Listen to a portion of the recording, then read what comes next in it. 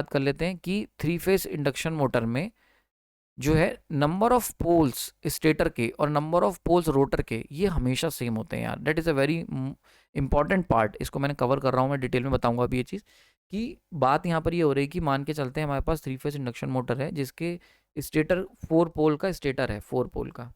तो जो रोटर होगा उसके पोल कितने होंगे, बहुत बार अलग अलग तरीके से चीज़ पूछी गई है। तो याद रखना रोटर के पोल्स जो होंगे वो भी 4 होंगे। ऐसा क्यों ज़रूरी है, क्यों इंपॉर्टेंट है, ध्यान से समझो। तो फंडामेंटल प्रिंसिपल क्या है, फंडामेंटल मैंने ऊपर ही बताया था लेक्चर्स में आपको पीछे।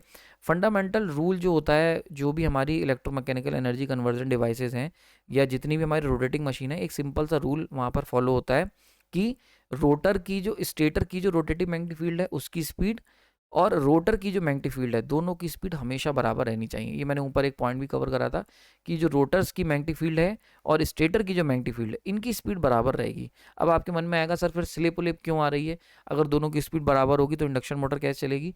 भाई दोबारा सुनो, मैं रोटर्स की मैग्नेटिक फील्ड की बात कर रहा हूँ, रोटर की स्पीड की बात नहीं कर रहा। स्टेटर की magnetic field that is rotative magnetic field की speed that is equal to the N S, और रोटर्स की मैग्नेटिक फील्ड की speed that is N R F, इसकी बात हो रही है। तो N R F with respect to stator, with respect to stator हम यहाँ पर बात कर रहे हैं। तो रोटर की स्पीड हो सकता है, जैसे रोटेटिव मैग्नेटिक फील्ड है इसकी स्पीड मान के चलते हैं 400 आरपीएम है, तो रोटर की स्पीड हो सकता है 200 आरपीएम हो। लेकिन जो रोटेटिंग मैग्नेटिक फील्ड है विद रेस्पेक्ट टू स्टेटर उसकी स्पीड कितनी होनी चाहिए, 400 होनी चाहिए। अब ये कैसे होगी, तो 200 पे रोटर चल रहा है, 200 पे फील्ड चल जाए विद रेस्पेक्ट टू रोटर, तो दोनों मिलके क्या हो जाएगा, 400 हो जाएंगे। जैसे आप किसी गाड़ी पर हो, ठीक है, गाड़ी चल रही है, गाड़ी चल रही 10 की स्पीड से, तुम ऊपर खड़े हो, तुमने आगे की तरफ बॉल फेंकी 10 की स्पीड से, तो बॉल कितनी तेज से जाएगी, बॉल हमें एक बाहर खड़े हुए पेड़ को कितनी तेज से जाती हुई दिखेगी, 20 की स्पीड से, बिकॉज ट्रेन की स्पीड भी तो एडअप होगी। वैसे ही रोटर की जो मैग्नेटिक फील्ड है वो कहाँ से जनरेट हो रही है, रोटर से जनरेट हो रही। रोटर अगर एनआर से चल रहा है तो रोटेटिव मैग्नेटिक फील्ड जो होगी विद रेस्पेक्ट टू स्टेटर वो कितनी स्पीड से चलती हुई दिखेगी, एनआर प्लस एनआरएफ। ठीक है, यही वाला लॉजिक है। तो रोटर की तो सॉरी स्टेटर की magnetic field that is NS और रोटर की magnetic field that is NRF plus rotor की स्पीड। तो ये कॉम्बिनेशन हमेशा याद रखना।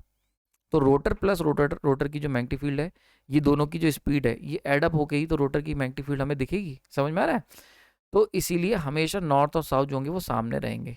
तो यहाँ पर जो बात की गई है वो रोटर्स की मैग्नेटिक फील्ड की स्पीड जो है must be always be equal to the rotors sorry stators magnetic field. ठीक है, ध्यान से समझ लो। तो अब देखो यहाँ पर यानी कि N R plus N R F that is equal to the N S always for the steady torque. Because अगर ऐसा नहीं होगा, अगर ये नॉर्थ साउथ सामने सामने नहीं दिखे तो साउथ पीछे छूटता चला जाएगा, पीछे छूटता चला जाएगा, फिर क्या होगा, नॉर्थ आ जाएगा, नॉर्थ आ जाएगा।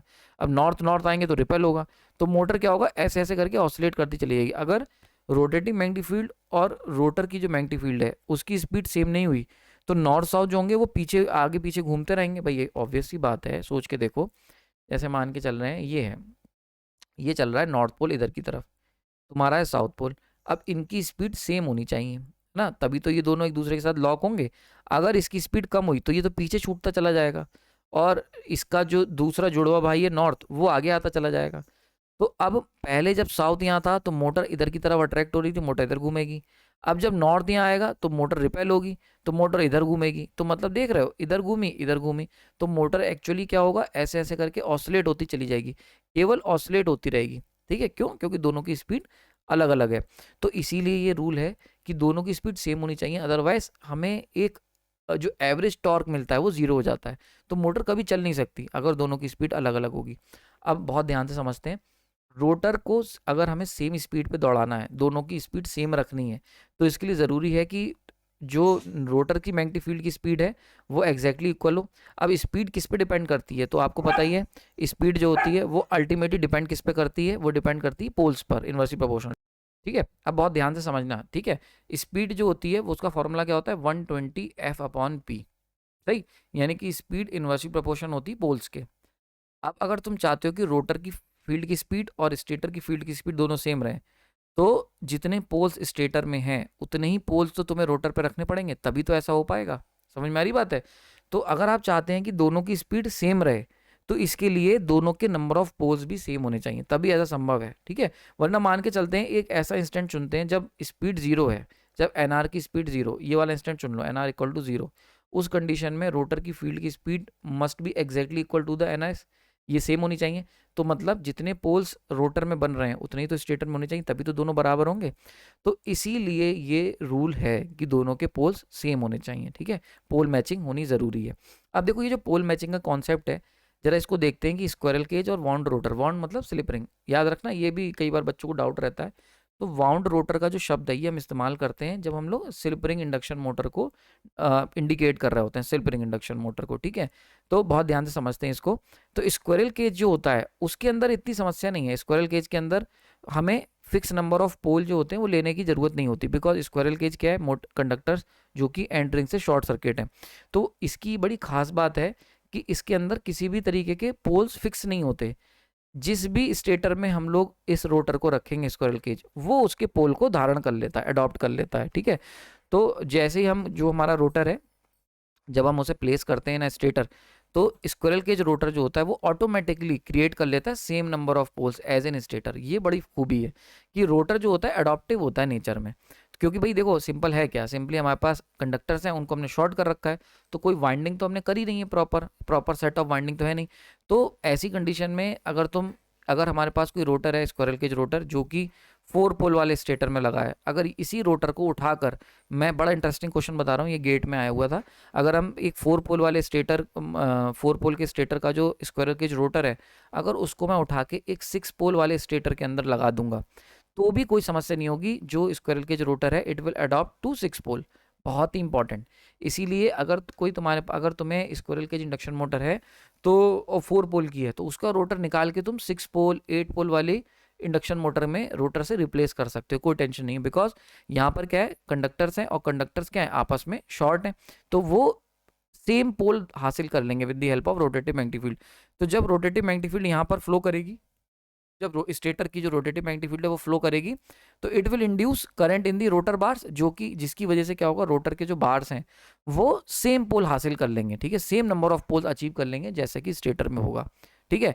ये इसकी बहुत ही बेहतरीन खूबी होती है। इसीलिए हम कह सकते हैं कि squirrel cage is adaptive in nature, जो स्क्वायरल केज इंडक्शन मोटर होती हैं। लेकिन स्लिप रिंग में ऐसा नहीं होता। स्लिप रिंग के अंदर हम लोगों ने डिस्ट्रीब्यूटेड वाइंडिंग की होती है, स्टार डेल्टा जो भी करनी है, लेकिन उसके अंदर हमारे पास फिक्स सेट ऑफ पोल्स होते हैं, मतलब पोल्स हमने फिक्स कर दिए वाइंडिंग के दौरान। तो ऐसे में क्या होगा, ऐसी कंडीशन के अंदर अगर तुम 4 पोल जो स्टेटर वाइंडिंग 4 पोल की इंडक्शन मोटर है उसका रोटर अगर निकाल के तुम एक 6 पोल स्टेटर में डालोगे तो वो मोटर नहीं चलेगी, ठीक है। क्लियर हो रहा है यहाँ पर? बल्कि इस डायग्राम को थोड़ा सा चेंज कर लेना, ऐसे बना लेना स्टार कनेक्शन, ठीक है। तो अगर हमारे पास ये वाला स्लिप रिंग इंडक्शन मोटर है जो 4 पोल वाला है, तो अगर 4 पोल वाला इंडक्शन मोटर लोगे तो इसके अंदर इसके जो रोटर होंगे उसके भी 4 पोल्स होंगे। समझ में आ रही बात है ना? अगर इस रोटर को तुम 6 पोल वाले स्टेटर में लगाओगे तो स्टेटर के कितने हो गए, स्टेटर के पोल्स 4 हैं, ठीक, सॉरी 6 हैं, और रोटर के पोल कितने हैं, रोटर के 4 हैं।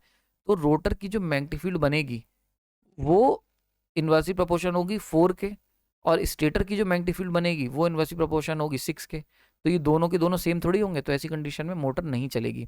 तो हम लोग क्यों नहीं रख सकते, we can't place 4 pole stator rotor 4 pole rotor of slip ring induction motor into 6 pole stator, क्योंकि ऐसी कंडीशन में 2 समस्या आएंगी। एक तो एवरेज टॉर्क 0 हो जाएगा, क्योंकि कभी भी लॉकिंग नहीं हो पाएगी तो टॉर्क नहीं बनेगा। दूसरा, नॉइस और वाइब्रेशंस बहुत हमें सुनने को मिलेंगे। समझ में आ रही बात है? तो ये प्रॉब्लम है। बहुत इंटरेस्टिंग क्वेश्चन था, ये गेट में आया था और बहुत ही इंपॉर्टेंट क्वेश्चन है। बहुत सारे लोगों को इसका आंसर नहीं पता होता। तो आप समझ लो, अगर हम स्क्वायरल केज है तब तो उसको कहीं पर भी लगा लो। स्क्वायरल केज का मोटर अगर है, स्क्वायरल केज इंडक्शन मोटर है, तो उसका रोटर निकाल के कहीं लगा लो, कोई टेंशन नहीं है।